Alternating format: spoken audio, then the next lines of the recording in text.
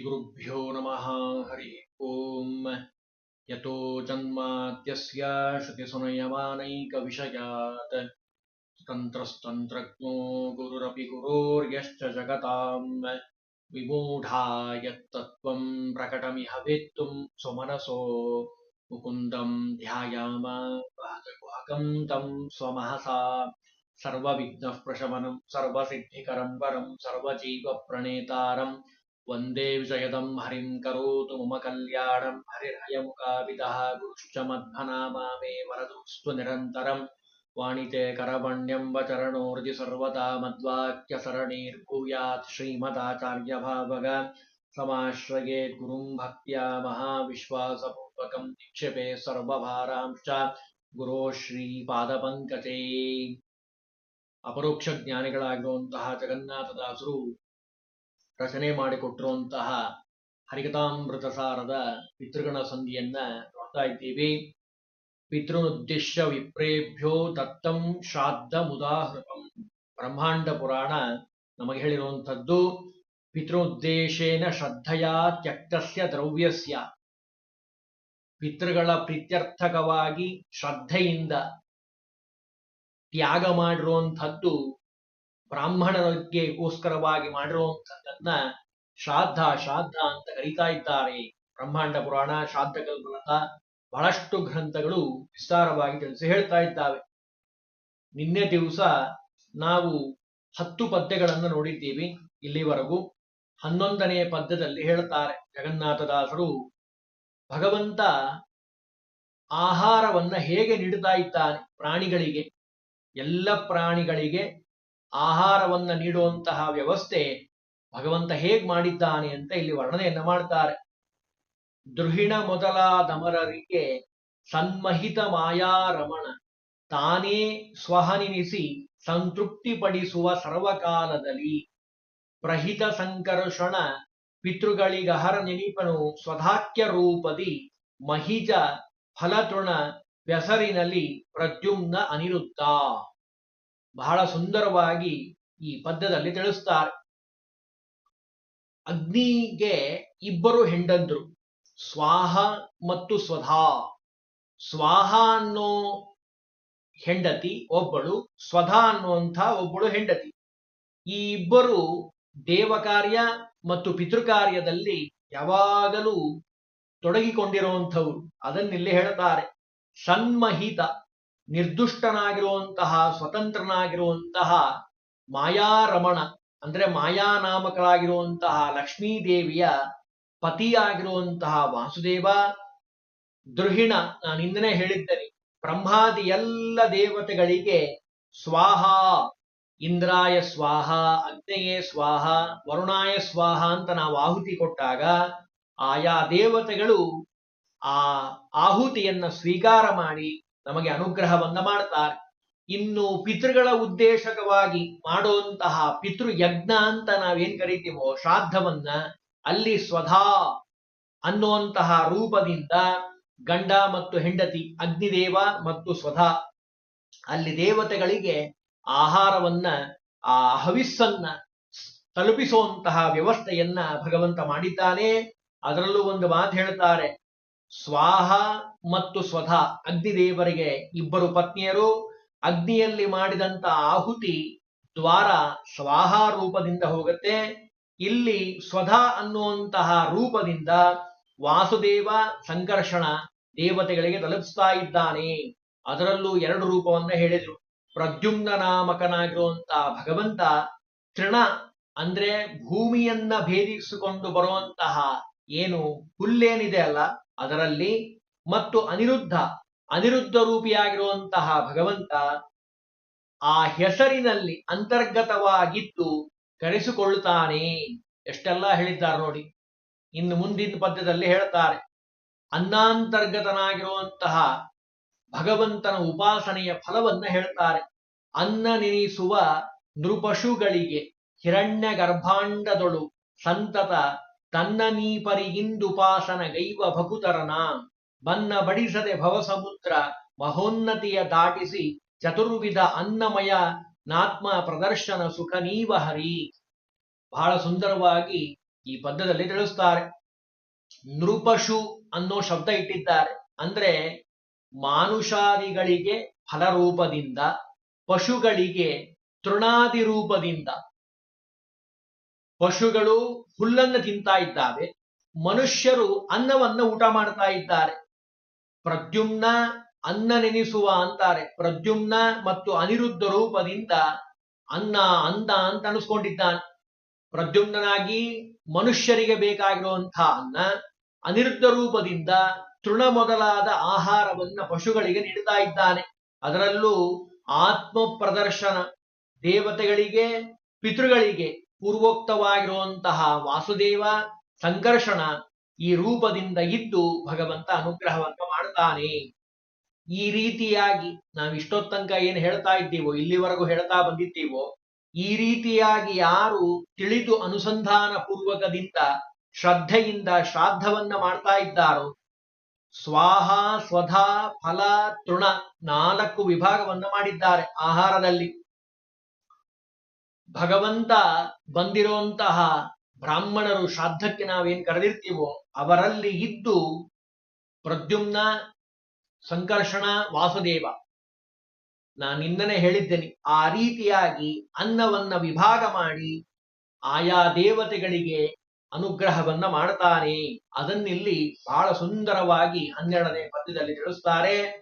ಇನ್ನು 13ನೇ ಪದ್ಯದಲ್ಲಿ ಹೇಳ್ತಾರೆ, ಮನವಚನಗಳ ದೆಸೆಯಿಂದಲೂ ಅನುದಿನದಲ್ಲಿ ಬೆಡದಾಚರಿಸುತ್ತ ಲಿಪ್ಪನೋಚಿತ ಉಚಿತ ಕರ್ಮಗಳ ಸದ್ಭಕ್ತಿ ಪೂರ್ವಕದಿ ಅನಿಳದೇವನಿಪ್ಪ ನಾರಾಯಣ ಅಗಿನವು ಎಂದು ಕೃಷ್ಣಾರ್ಪಣವೆನುತ ಕೊಡೆ ಸ್ವೀಕರಿಸಿ ಸಂತೈಪ ಕರುಣಾಳು. ನಾವು ಮಾಡುವಂತಹ ಕಾಯ, ವಾಚ, ಮನಸ ಅಂದ್ರೆ ಮನಸ್ಸಿನಿಂದ ಮಾಡಿದ್ದಾಗಿರಬಹುದು, ಶರೀರದಿಂದ ಮಾಡಿದ್ದಾಗಿರಬಹುದು, ಮಾತಿನಿಂದ ಮಾಡಿದ್ದಾಗಿರಬಹುದು. ಅಂದ್ರೆ 3 ವಿಭಾಗದಿಂದಲೂ ಮಾಡುವಂತಹ, ನಿತ್ಯದಲ್ಲಿ ಮಾಡುವಂತಹ ಕರ್ಮಗಳು ಅಂತ ಏನಿದ್ದಾವಲ್ಲ, ಆ ಎಲ್ಲ ಕರ್ಮಗಳನ್ನ ಭಗವಂತನಿಗೆ ಸಮರ್ಪಣೆಯನ್ನ ಮಾಡಬೇಕಂತ. ಸಮರ್ಪಣೆ ಮಾಡಬೇಕು ಅಂದ್ರೆ ನೇರವಾಗಿ ಮಾಡ್ಲಿಕ್ಕೆ ನಮಗೆ ಅಧಿಕಾರ ಇಲ್ಲ. ಯಾಕೆ? ನಾವು ಮಾಡೇ ಇಲ್ಲ. ಮಾಡಿಸಿರೋರು ಯಾರು? ಪ್ರಾಣದೇವರು ಒಳಗಡೆ ನಿಂತು ನಮ್ಮ ಎಲ್ಲ ಕರ್ಮಗಳನ್ನ ಮಾಡಿಸ್ತಾ ಇದ್ದಾರೆ.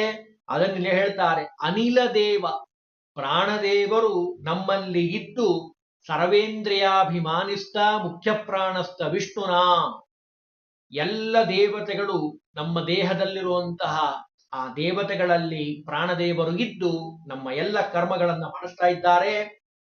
ಅಂತಹ ಪ್ರಾಣದೇವರ ಅಂತರ್ಗತನಾಗಿರುವಂತಹ ನಾರಾಯಣನಿಗೆ ಇದು ಸಮರ್ಪಣೆಯಾಗ್ಲಿ ಅಂತ ಹೇಳಿ, ಕೃಷ್ಣಾರ್ಪಣ ಅಂತ ಯಾರು ಸಮರ್ಪಣೆಯನ್ನ ಮಾಡ್ತಾರೋ ಅವರಿಗೆ ಸಂತೈಪ ಕರುಣಾಳು, ನಿತ್ಯದಲ್ಲಿ ಅವರನ್ನ ಅನುಗ್ರಹ ಮಾಡಿ ರಕ್ಷಣೆಯನ್ನ ಮಾಡ್ತಾನೆ.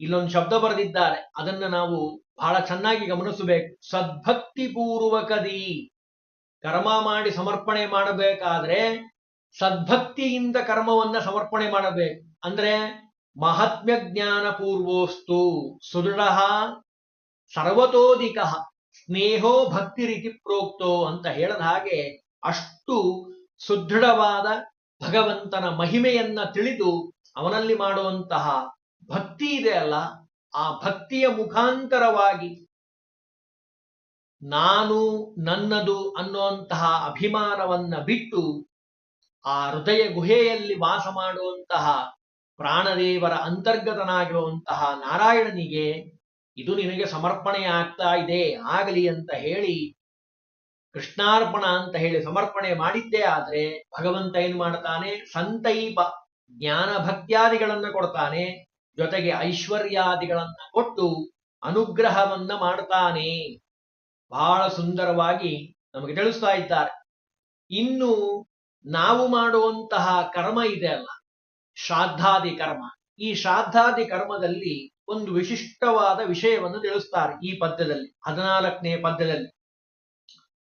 7 ವಿಧದನ್ನ ಪ್ರಕರಣವ ಕೇಳಿ ಕೋವಿದ ರಾಸ್ಯದಿಂದಲಿ ಆಲಸವ ಮಾಡದಲೆ ಅನಿರುದ್ಧಾದಿ ರೂಪಗಳ ಕಾಲಕಾಲದಿ ನೆನೆದು ಪೂಜಿಸು ಸ್ಥೂಲಮತಿಗಳಿಗಿದನು ಪೇಳದೆ ಶ್ರೀಲಕುಮಿ ವಲ್ಲಭನೆ ಅನ್ನದನ್ನ ಅನ್ನದನು. ಬಹಳ ಸುಂದರವಾಗಿ ಶಾಸ್ತ್ರದ ಹಿನ್ನೆಲೆ ಇದ್ದವರಿಗೆ ಇದು ಬಹಳ ಸುಂದರವಾಗಿ ಅರ್ಥ ಆಗುತ್ತೆ. 7 ವಿಧ ಅನ್ನ ಅಂದ್ರು. ಸ್ವಲ್ಪ ಇದಕ್ಕೆ ವಿವರಣೆ ಬೇಕು. ಸಪ್ತವಿಧ ಅನ್ನ, ನಮಗೆ ಒಂದೇ ಅನ್ನ ಗೊತ್ತಲ್ರಿ, 7 ವಿಧವಾದ ಅನ್ನ ಯಾವುದು ಅಂತ ಪ್ರಶ್ನೆ ಮಾಡಿಕೊಂಡ್ರೆ ಅದಕ್ಕೆ ಹೇಳ್ತಾರೆ, ಪಿತೃಗಳಿಗೆ ಸಂಬಂಧಪಟ್ಟ ಹಾಗೆ 7 ವಿಧವಾದ ಅನ್ನಗಳನ್ನ ಕೊಡಬೇಕು. ಒಂದು ಶ್ರಾದ್ದ ಅಂತ ಆಗಬೇಕು ಅಂದ್ರೆ ನಾನು ಈಗ ಹೇಳುವಂಥದ್ದೆಲ್ಲ ಬಂದಿರುತ್ತೆ ಶ್ರಾದ್ದದಲ್ಲಿ. ಗಮನ ಕೊಟ್ಟು ಕೇಳಬೇಕು, ನೋಡಬೇಕು, ಮಾಡಬೇಕು. ಆಗ ಶ್ರಾದ್ದದ ಬಗ್ಗೆ ಪರಿಪೂರ್ಣವಾದ ಒಂದು ಫಲ ಬರಲಿಕ್ಕೆ ಸಾಧ್ಯ, ಭಗವಂತನ ಅನುಗ್ರಹ ಆಗ್ಲಿಕ್ಕೆ ಸಾಧ್ಯ. ಪಿತೃಗಳ ಉದ್ದೇಶವಾಗಿ ಮಾಡುವಂತಹ ನಾವು ಶ್ರಾದ್ದ ಏನು ಮಾಡ್ತಾ ಇದ್ದೀವಲ್ಲ, ಅದು 7 ಸ್ಥಾನದಲ್ಲಿರುವಂತಹ ಪಿತೃಗಳಿಗೆ, ಯಾರೇ ಪಿತೃಗಳು ಮೃತರಾಗಿರಲಿ ಅವರು ಈ 7 ಜಾಗದಲ್ಲೇ ಬರ್ತಾರೆ. ಅದನ್ನು ವಿಭಾಗ ಮಾಡಿ ತೋರಿಸ್ತಾರೆ. 7 ವಿಭಾಗದಲ್ಲಿ ಆ ಅನ್ನ ತಲುಪಿಸುವಂತಹ ವ್ಯವಸ್ಥೆಯನ್ನ ಭಗವಂತ ಮಾಡಿದ್ದಾನೆ. ಯಾವ್ಯಾವ್ದದು 7 ಅಂತ ಕೇಳಿದ್ರೆ, ಅಗ್ನೋಕರಣೇನ ದೇವಸ್ಥ, ಸ್ವರ್ಗಸ್ಥ ವಿಪ್ರಭೋಜನೆ, ಯಮಸ್ಥ ಪಿಂಡದಾನೇನ ನರಕೆ ವಿಕರಣೇತು, ವಿಕಿರಣತು ಉಚ್ಚಿಷ್ಟೇನ ಚ ಪೈಶಾಚಾಹ ಅಸುರಾ ಭೂರಿ ಭೋಜನ, ದಕ್ಷಿಣೇನ ಮನುಷ್ಯಾದ್ಯಾಹ ಶ್ರಾದ್ಧೆ ಸಪ್ತ ವಿಧೀಯತೆ. ಬಹಳ ಸುಂದರವಾಗಿ ನಮಗೆ 7 ವಿಧವಾದ ಅನ್ನದ ಬಗ್ಗೆ ವಿವರಣೆಯನ್ನ ಕೊಡ್ತಾ ಇದೆ. ಮೊದಲನೇದಾಗಿ ನಮ್ಮ ಪಿತೃಗಳು, ನಮ್ಗೆ ಯಾರು ಏನಾಗಿದ್ದಾರೆ ನಮ್ಗೆ ಗೊತ್ತಿಲ್ಲ, ಹಾಗಾಗಿ 7 ವಿಭಾಗವನ್ನ ಮಾಡಿಕೊಟ್ರು. ಈ 7ರಲ್ಲೇ ಬರಬೇಕು ಯಾರೇ ಇದ್ರು. ಅದನ್ನು ಹೇಳ್ತಾರೆ. ಮೊದಲನೇದಾಗಿ ನಮ್ಮ ಪಿತೃಗಳು ಮೃತರಾಗಿರುವಂಥವ್ರು ದೇವಲೋಕದಲ್ಲಿ ಇದ್ರೆ, ನಮ್ಗೆ ಗೊತ್ತಿಲ್ಲ ಎಲ್ಲಿದ್ದಾರೆ ಅಂತ, ದೇವಲೋಕದಲ್ಲಿ ಇದ್ರೆ ನಾವು ಮಾಡುವಂತಹ ಶ್ರಾದ್ದದ ಒಂದು ಭಾಗ ಅಗ್ನೋಕರ್ಣಾಖ್ಯ ಅನ್ನುವಂಥ ಅನ್ನದಿಂದ ಅವರು ತೃಪ್ತರಾಗ್ತಾರೆ. ಇನ್ನು ಸ್ವರ್ಗಸ್ಥ ವಿಪ್ರಭೋಜನೆ, ಶ್ರಾದ್ದ ಮಾಡೋದಷ್ಟೇ ಮುಖ್ಯ ಅಲ್ಲ, ಶ್ರಾದ್ದ ಆದಮೇಲೆ ಅದರ ಮುಖ್ಯವಾದ ಅಂಗ ಅದು ಬ್ರಾಹ್ಮಣ ಭೋಜನ. ಅಲ್ಲಿ ಆ ಅನ್ನವನ್ನ ಸಮರ್ಪಣೆ ಮಾಡೋದ್ರಿಂದ, ಅಂದ್ರೆ ಭೋಜನವನ್ನ ಮಾಡಿಸೋದ್ರಿಂದ ಸ್ವರ್ಗದಲ್ಲಿ ಏನಾದ್ರೂ ಇದ್ರೆ ನಮ್ಮ ಪಿತೃಗಳು ಅವರು ತೃಪ್ತರಾಗ್ತಾರೆ. ಇನ್ನು ಪಿಂಡ ಪ್ರದಾನ ಮಾಡ್ತಾರೆ ಶ್ರಾದ್ದ ಮಾಡೋ ಸಂದರ್ಭದಲ್ಲಿ. ಆ ಪಿಂಡ ಪ್ರದಾನ ಮಾಡೋದ್ರಿಂದ ಯಮಸ್ಥ ಪಿಂಡದಾನೇನ, ಕರ್ಮದ ಫಲದಿಂದ ಪಿತೃಗಳು, ನಮ್ಮ ಪಿತೃಗಳು ಯಮಲೋಕದಲ್ಲೇನಾದ್ರೂ ಇದ್ರೆ, ನಮಗೆ ಗೊತ್ತಿಲ್ಲ ಎಲ್ಲಿದ್ದಾರಂತ, ಪಿಂಡ ಪ್ರದಾನ ಮಾಡೋದ್ರಿಂದ ಮಗನಾಗಿರುವಂಥವನು ತಂದೆ ತಾಯಿಗಳ ಉದ್ದೇಶವಾಗಿ ಇಲ್ಲಿ ಪಿಂಡ ಪ್ರದಾನ ಮಾಡೋದ್ರಿಂದ ಯಮಲೋಕದಲ್ಲಿರುವಂತಹ ಪಿತೃಗಳಿಗೆ ಆಹಾರವನ್ನ ಭಗವಂತ ಅನುಗ್ರಹ ಮಾಡಿಸ್ತಾನೆ, ಅವರಿಗೆ ತೃಪ್ತಿಯಾಗತ್ತಂತೆ. ಇನ್ನು ನರಕೆ ವಿಕರಣೇತು, ವಿಕಿರಣ ಅನ್ನೋ ಒಂದು ಶಬ್ದ ಇಟ್ಟಿದ್ದಾರೆ. ಸಾಮಾನ್ಯವಾಗಿ ಶ್ರಾದ್ದ ಪ್ರಯೋಗ ಮಾಡೋರಿಗೆ ಚೆನ್ನಾಗಿ ಗೊತ್ತಿರುವಂಥದ್ದು. ವಿಕಿರದ ಅನ್ನದಿಂದ ಕೊನೆಗೆ ಮಾಡಿಸ್ತಾರೆ ಶ್ರಾದ್ದ ಮುಗಿಯೋ ಸಂದರ್ಭದಲ್ಲಿ. ಆ ವಿಕಿರಣ ಅನ್ನುವಂತಹ ಅನ್ನದಿಂದ, ವಿಕಿರಾಖ್ಯ ಅನ್ನದಿಂದ ನರಕದಲ್ಲಿ ಏನಾದ್ರೂ ಇದ್ರೆ ನಿಮ್ಮ ಪಿತೃಗಳು ಅವರು ತೃಪ್ತರಾಗ್ತಾರಪ್ಪ. ಇನ್ನು ಉಚ್ಚಿಷ್ಟಾನ್ನದಿಂದ ಅಥವಾ ಉಚ್ಚಿಷ್ಟ ಪಿಂಡದಿಂದ, ಉಚ್ಚಿಷ್ಟೇನೇಚ ಪೈಶಾಚಾಹ, ಅಂದ್ರೆ ಇವರ ಪಿತೃಗಳು ಯಾರಾದ್ರೂ ಪಿಶಾಚಿಗಳಾಗಿದ್ರೆ, ನಮ್ಗೆ ಗೊತ್ತಿಲ್ರಿ ಯಾರು ಏನಾಗಿದ್ದಾರೆ ಅಂತ, ಅದಕ್ಕೆ ಇಲ್ಲಿ ಆ ಪ್ರಯೋಗದಲ್ಲಿ ಅದನ್ನೆಲ್ಲ ಸೇರಿಸಿದ್ದಾರೆ. ಚಂದಾಗಿ ಶಾಸ್ತ್ರಕಾರರ ಒಂದು ಅತ್ಯದ್ಭುತವಾದ ಮಹಿಮೆಯನ್ನು ನಾವು ಕಾಣಬಹುದು ಆ ಶ್ರಾದ್ದ ಪ್ರಯೋಗದಲ್ಲಿ ಬರುವಂಥದ್ದು. ಆ ಉಚ್ಚಿಷ್ಟ ಪಿಂಡವನ್ನ ಇಡಿಸ್ತಾರೆ. ಆ ಉಚ್ಚಿಷ್ಟ ಪಿಂಡ ಇಡೋದ್ರಿಂದ ಏನಾಗತ್ತೆ, ನಿಮ್ಮ ಪಿತೃಗಳೇನಾದ್ರೂ ಪಿಶಾಚಿಗಳಾಗಿದ್ರೆ, ಗೊತ್ತಿಲ್ಲ ನಮ್ಗೇನಾಗಿದೆ ಅಂತ, ಅವರಿಗೆ ತೃಪ್ತಿಯಾಗತ್ತೆ ಈ ಅನ್ನದಿಂದ, ಪಿಂಡ ಇಡೋದ್ರಿಂದ. ಇನ್ನು ಅಸುರ ಭೂರಿ ಭೋಜನ,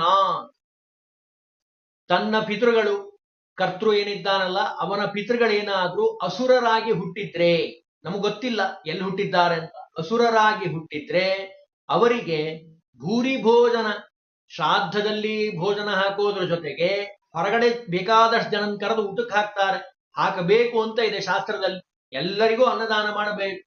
ಆ ಅನ್ನದಾನದಿಂದ ಒಳ್ಳೆ ಜ್ಞಾನಿಗಳನ್ನೇ ಕರೆದು ಅನ್ನದಾನ ಮಾಡ್ತಾರೆ. ಶ್ರದ್ಧಾಭಕ್ತಿಯಿಂದ ಎಲ್ಲರಿಗೂ ಅನ್ನದಾನ ಮಾಡ್ತಾರೆ. ಆ ಭೂರಿ ಭೋಜನದಿಂದ ಆ ಪಿತೃಗಳು ತೃಪ್ತರಾಗ್ತಾ ಇದ್ದಾರಪ್ಪ, ಅಸುರರಾಗಿ ಏನಾದ್ರೂ ಇದ್ರೆ. ಇನ್ನು ದಕ್ಷಿಣೇನ ಮನುಷ್ಯಾದ್ಯಾಹ, ಊಟ ಮಾಡೋದು ಅಷ್ಟೇ ಅಲ್ಲ, ಊಟ ಮಾಡೋದ್ರ ಜೊತೆಗೆ ದಕ್ಷಿಣೆಯನ್ನ ಕೊಡೋದ್ರಿಂದ ತನ್ನ ಪಿತೃಗಳು ಮನುಷ್ಯರಾಗಿದ್ರೆ, ಗೊತ್ತಿಲ್ಲ ಮನುಷ್ಯರಾಗಿ ಹುಟ್ಟಿರಬಹುದು, ಅವರಿಗೆ ಒಳ್ಳೆಯ ತೃಪ್ತಿ ಅವರಿಗೆ ಆಗತ್ತೆ ಅಂತ ಹೇಳ್ತಾರೆ. ಅಂದ್ರೆ ಶ್ರಾದ್ಧೆ ಸಪ್ತ ವಿಧೀಯತೆ ಅನ್ನೋದಕ್ಕೆ ಇಷ್ಟೆಲ್ಲ ವಿವರಣೆಯನ್ನ ಕೊಡ್ತಾ ಇದ್ದಾರೆ. ಈ 7 ವಿಧವಾದ ಕರ್ಮವನ್ನ ತಿಳಿದು, ಅಂದ್ರೆ ಈ ರೀತಿ ಆಗತ್ತೆ ಅಂತ ತಿಳಿದು ಆಲಸ್ಯವನ್ನ ಮಾಡದೆ ಶ್ರದ್ಧಾಭಕ್ತಿಯಿಂದ ಕರ್ತೃ ಕ್ರಿಯಾ ಕರ್ಮ ಈ ಮೂರರಲ್ಲೂ ಭಗವಂತ ಅನಿರುದ್ಧ, ಪ್ರದ್ಯುಮ್ನ, ಸಂಕರ್ಷಣ, ವಾಸುದೇವ, ನಾರಾಯಣ 5 ರೂಪಗಳು ನಾವು ನಿನ್ನೆ ಹೇಳಿದ್ದೇವೆ. ಅನಿರುದ್ಧ ಸ್ವಯಂ ಜ್ಞೇಯ, ಅನಿರುದ್ಧ ಸ್ವಯಂ ಆಗಿ ಆ ಕರ್ತೃವಿನಲ್ಲಿರ್ತಾನೆ. ಪ್ರದ್ಯುಮ್ನ, ಸಂಕರ್ಷಣ, ವಾಸುದೇವ ಪಿಂಡ ಪ್ರದಾನವನ್ನ ಮಾಡ್ತಾರೆ. ಹಾಗಾಗಿ ಈ 5 ರೂಪಗಳನ್ನ ಚಿಂತನೆ ಮಾಡ್ತಾ ಶ್ರಾದ್ದವನ್ನ ಮಾಡು. ಆದರೆ ಒಂದು ಎಚ್ಚರಿಕೆ, ಕಾಲಕಾಲದಿ ನೆನೆದು ಪೂಜಿಸು. ಶ್ರಾದ್ದ ಮಾಡೋ ಸಂದರ್ಭದಲ್ಲಿ ಈ 3 ರೂಪಗಳ ಚಿಂತನೆ ಮಾಡು, ಭಕ್ತಿಯಿಂದ ಮಾಡು, ಶ್ರದ್ಧೆಯಿಂದ ಮಾಡು. ಆದರೆ ಸ್ಥೂಲಮತಿಗಳಿಗಿದನು ಪೇಳದೆ, ಯಾರು ಅಲ್ಪಮತಿಗಳಾಗಿದ್ದಾರೋ, ಅಯೋಗ್ಯರಾಗಿದ್ದಾರೋ, ಧರ್ಮವನ್ನ ಬಿಟ್ಟಿದ್ದಾರೋ, ಸ್ವರ್ಗ ನರಕಾದಿಗಳಲ್ಲಿ ಯಾರಿಗೆ ನಂಬಿಕೆ ಇಲ್ಲ, ವೇದಗಳನ್ನ ಪ್ರಮಾಣ ಅಂತ ಯಾರು ನಂಬೋದಿಲ್ಲ, ಅವರಿಗಿದನ್ನು ಹೇಳಲಿಕ್ಕೆ ಹೋಗ್ಬೇಡ ಅಂದ್ರು ಜಗನ್ನಾಥದಾಸು. ಜ್ಞಾನಿಗಳಿಗೆ, ಧಾರ್ಮಿಕ ಆಸಕ್ತಿ ಉಳ್ಳವರಿಗೆ, ಭಗವಂತನಲ್ಲಿ ನಂಬಿಕೆ ಇದ್ದವರಿಗೆ ಮಾತ್ರ ಇದನ್ನ ಉಪದೇಶ ಮಾಡು. ಅಯೋಗ್ಯರಿಗೆ, ಅಧಾರ್ಮಿಕರಿಗೆ ಹೇಳಲಿಕ್ಕೆ ಹೋಗ್ಬೇಡ.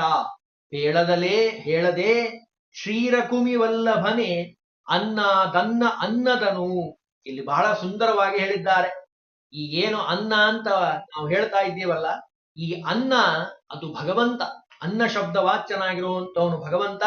ಸ್ವಾಖ್ಯ ರಸವನ್ನ ಸ್ವೀಕಾರ ಮಾಡಿ 7 ವಿಧ ಅನ್ನ ನಾವೀಗ ಹೇಳಿದ್ವಲ್ಲ, ದೇವ, ಪಿತೃ, ಮಾನುಷ, ಪಶು ಈ 4 ವಿಧ ಜೀವರಿಗೆ ಮನೋವಾಕ್ಕಾಯವೆಂಬ 3 ವಿಧವಾದ 3 ಸರ್ವಕರ್ಮಗಳನ್ನ ದೇವರಿಗೆ ಅನ್ನ ಅನ್ನ ಅಂತ ಕರೀತಾ ಇದ್ದಾರೆ. ಬೃಹದಾರಣ್ಯೋಪನಿಷತ್ ಭಾಷ್ಯದಲ್ಲಿ ಹೇಳ್ತಾರೆ, ಅನ್ನ ಅಂದ್ರೆ ಉಪಜೀವ್ಯವಾಗಿ ಆಶ್ರಯವಾದ್ದರಿಂದ ಅದಕ್ಕೆ ಅನ್ನ ಅಂತಾರೆ. ಅಂದ್ರೆ ನಾವು ಅನ್ನ ಸ್ವೀಕಾರ ಮಾಡಲಿಲ್ಲ ಅಂದ್ರೆ ಬದುಕೋದೇ ಇಲ್ಲ, ಅನ್ನಗದ ಪ್ರಾಣ ಕಲಿಯುಗದಲ್ಲೂ. ಹಾಗಾಗಿ ಅನ್ನ ಅಂತ ಅವನಿಗೆ ಕರೀತಾ ಇದ್ದಾರೆ ಭಗವಂತನಿಗೆ. ಮತ್ತೆ ಅನ್ನಾದ ಅಂತಂದ್ರೆ ಜಠರಾಗ್ನಿಯಲ್ಲಿ ಇದ್ದು ಅನ್ನ ಪರಿಪಾಕಗಳ ಮಾಡಿ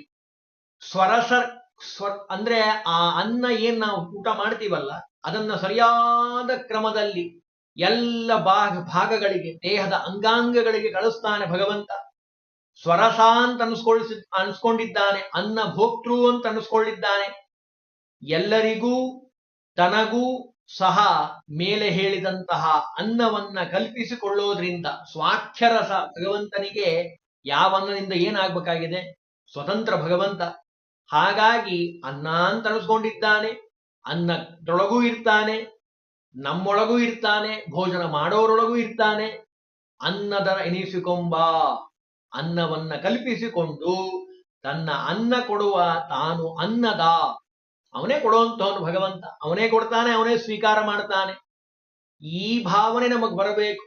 ಭಗವಂತ ಕೊಟ್ಟಿದ್ದನ್ನ ಭಗವಂತನೇ ನಾವು ಸಮರ್ಪಣೆ ಮಾಡ್ತಾ ಇದ್ದೀವಿ ಅನ್ನೋದೇ ನಿಜವಾದ ಶ್ರಾದ್ದದ ಒಂದು ಮಹತ್ವ. ಇನ್ನು ಮುಂದಿನ ಪದದಲ್ಲಿ ಹೇಳ್ತಾರೆ, 7 ವಿಧ ಅನ್ನ ತಿಳ್ಕೊಂಡ್ರೆ ಏನಾಗತ್ತೆ ಅದನ್ನು ಹೇಳ್ತಾರೆ. ಎಂದರಿತು ಸಪ್ತಾನ್ನಗಳ ದೈನಂದದಿ ಮರೆಯದೆ ಸದಾ ಗೋವಿಂದ ಗರ್ಪಿಸು ನಿರ್ಭಯದಿ ಮಹಾಯಜ್ಞವೆನಿಪುದು ಇದೆಯೆಂದು ಇಂದಿರೇಶನು ಸ್ವೀಕರಿಸಿ ದಯದಿಂದೆ ಬೇಡಿಕೊಳ್ಳದೆ ತವಕದಿಂದ ತಂದು ಕೊಡುವನು ಪರಮ ಮಂಗಳ ತನ್ನ ದಾಸರಿಗೆ.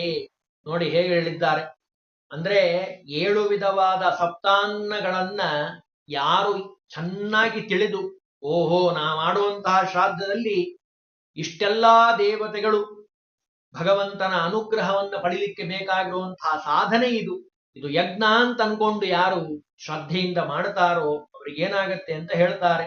ಎಂದರಿತು ಈ ರೀತಿಯಾಗಿ ಅಂದ್ರೆ 7 ವಿಧವಾದ ಅನ್ನ, ಸಪ್ತಾನ್ನಗಳನ್ನು ಹೇಳಿದ್ರು. ದೈನಂದದಿ ನಿತ್ಯದಲ್ಲಿ ಮಾನುಷರಿಗೆ 1 ವರ್ಷ, ಪಿತೃಗಳಿಗೆ 1 ದಿನ. ಇಂತಹ ಪ್ರತಿ ದಿನದಲ್ಲೂ ಮಾಡುವಂತಹ ಪಿತೃಕರ್ಮಾಖ್ಯ ಯಜ್ಞವನ್ನ ಮರೆಯದೆ ಏನ್ ಮಾಡಬೇಕು? ಅನುಸಂಧಾನ ಪೂರ್ವಕದಿಂದ ಸದಾ ಗೋವಿಂದನಿಗರ್ಪಿಸು. ಸ್ವಾಮಿ, ಇದು ನಿನಗೆ ಸಂಬಂಧಪಟ್ಟಿರುವಂಥದ್ದು, ನಿನಗೆ ಅರ್ಪಣೆ ಅಂತ ಮಹಾಯಜ್ಞವಿದೆಂದು ಸುಮ್ಮನೇನೋ ಮಾಡ್ತಾ ಇದ್ದೀನಿ. ಆಚಾರ ಹೇಳ್ಬಿಟ್ಟಿದ್ದಾರೆ. ಕೆಲವರು ಮಾಡ್ತಾರೆ ಶ್ರಾದ್ದ ಕರ್ಮವನ್ನ, ತಮ್ಮ ತಾಯಿ ಒತ್ತಾಯಕ್ಕೆ ಮಾಡ್ತಾರೆ, ಹೆಂಡತಿ ಒತ್ತಾಯಕ್ಕೆ ಮಾಡ್ತಾರೆ, ಯಾರೋ ಪಕ್ಕದ ಮನೆಯವರು ಮಾಡ್ತಾ ಇದ್ದಾರಲ್ಲ ನಾವು ಬಿಟ್ರೆ ಸರಿ ಆಗೋದಿಲ್ಲ ಅಂತ ಮಾಡ್ತಾರೆ. ಹಂಗೆಲ್ಲ ಮಾಡೋದಲ್ಲ. ಭಕ್ತಿ ಶ್ರದ್ಧೆಯಿಂದ ಮಾಡಿ, ಯಜ್ಞ ಅಂತ ಮಾಡಿ, ದೊಡ್ಡದಾಗಿರುವಂತಹ ಯಜ್ಞ ಇದು, ಪಿತೃಯಜ್ಞ ಅಂತ ಮಾಡಿ, ಲಕ್ಷ್ಮೀಪತಿ ಇಂದಿರೇಶನು, ಲಕ್ಷ್ಮೀಪತಿಯಾಗಿರುವಂತಹ ಭಗವಂತನಿಗೆ ಇದನ್ನ ಯಾರು ಸಮರ್ಪಣೆ ಮಾಡ್ತಾರೋ, ಬೇಡಿಕೊಳ್ಳದೆ ಅಂದ್ರೆ ಅಧಿಕಾರಿಯ ಪ್ರಾರ್ಥನಾ ಇಲ್ಲದೆ, ಅಂದ್ರೆ ಏನರ್ಥ? ತಂದೆ ತಾಯಿಯ ಆಜ್ಞೆ ಇದು, ಅವರ ಕಾಲಾನಂತರ ಭಗವಂತನ ಪ್ರೀತ್ಯರ್ಥಕವಾಗಿ ಪಿತೃಗಳ ಉದ್ದೇಶವಾಗಿ ನಾವು ಮಾಡುವಂತಹ ಕರ್ತವ್ಯ ಇದು ಅಂತ ಹೇಳಿ ಭಕ್ತಿಯಿಂದ ಪ್ರೀತಿಯಿಂದ ಯಾರು ಮಾಡ್ತಾರೋ, ನಿರ್ಭಯದಿ ಅಂದ್ರೆ ವಿಷಯಾದಿಗಳ ಭಯದಿಂದ ರಹಿತನಾಗಿ ಯಾರು ಕರ್ಮವನ್ನ ಮಾಡ್ತಾರೋ, ತವಕದಿಂದ, ಅದೇ ನಾನು ಹೇಳಿದ್ದು, ಶ್ರದ್ಧೆಯಿಂದ ಮಾಡಬೇಕು, ಬಹಳ ಉತ್ಸಾಹ ಇರಬೇಕು. ಶ್ರದ್ಧೆಯಿಂದ ಮಾಡುವಂಥದ್ದು ಶ್ರಾದ್ದ. ಅಜ್ಞಾನಾದಿಗಳನ್ನ ಬಿಟ್ಟು ಯಾರು ಮಾಡ್ತಾರೋ ಅವರಿಗೆ ಪರಮ ಮಂಗಳ, ಎಲ್ಲಾ ರೀತಿಯ ಮಂಗಳ ಆನಂದವನ್ನ ತನ್ನ ದಾಸರಿಗೆ, ತನ್ನ ಭಕ್ತರಾದವರಿಗೆ ತಂದು ಕೊಡುವನು. ಭಗವಂತ ಅನುಗ್ರಹವನ್ನ ಮಾಡ್ತಾನೆ ಅಂತಾರೆ ಜಗನ್ನಾಥದಾಸರು. ಯಾರು ಈ 7 ವಿಧವಾದ ಅನ್ನವನ್ನ ತಿಳಿದು ಭಕ್ತಿಯಿಂದ ಆ ಭಗವಂತನಿಗೆ ಸಮರ್ಪಣೆಯನ್ನು ಮಾಡ್ತಾರೋ ಅವರಿಗೆ ಭಗವಂತನ ಅನುಗ್ರಹ ಆಗತ್ತೆ ಅಂತಾರೆ ಜಗನ್ನಾಥದಾಸರು.